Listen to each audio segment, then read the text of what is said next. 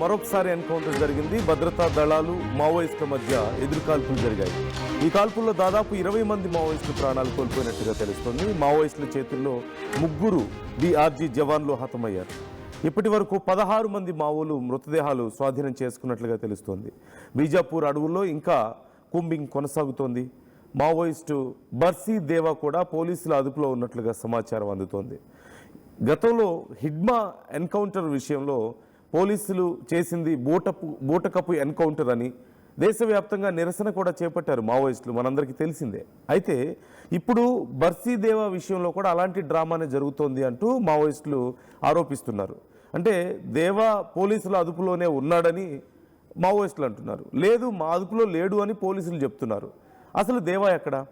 దేవా హిడ్మా ప్లేస్ని దేవా రీప్లేస్ చేశాడని మనందరికీ తెలిసిందే. దేవా గురించినటువంటి సమాచారం కూడా కొంత స్ప్రెడ్ అయింది. దేవా మళ్ళీ తిరిగి యాక్టివిటీస్ మొదలు పెట్టాడని, మళ్ళీ రిక్రూట్మెంట్ మొదలు పెట్టాడని, ట్రైనింగ్ మొదలు పెట్టాడని రకరకాల వార్తలు మనం విన్నాం. అయితే ఒక్కసారిగా బర్సీ దేవా ఇప్పుడు పోలీసుల అదుపులోనే ఉన్నాడు అని చెప్పి మావోయిస్టులు చెప్పడం మొదలుపెట్టారు. పోలీసులు ఏమో లేదు, మా దగ్గర లేడు అని కన్ఫర్మ్ చేశారు.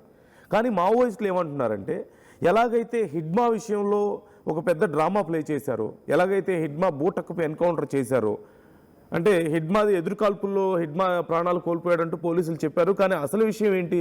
ఒక ట్రీట్మెంట్ కోసం హిడ్మా అతని భార్య వెళ్ళినప్పుడు వాళ్ళ మీద అటాక్ చేసి వాళ్ళని పట్టుకొని వాళ్ళని ఎన్కౌంటర్ చేసి ఎదురుకాల్పుల్లో చనిపోయాడంటూ పోలీసులు ఎలాగైతే చిత్రీకరించారో, అలా బర్సీ దేవా విషయంలో కూడా ప్లాన్ చేస్తున్నారు.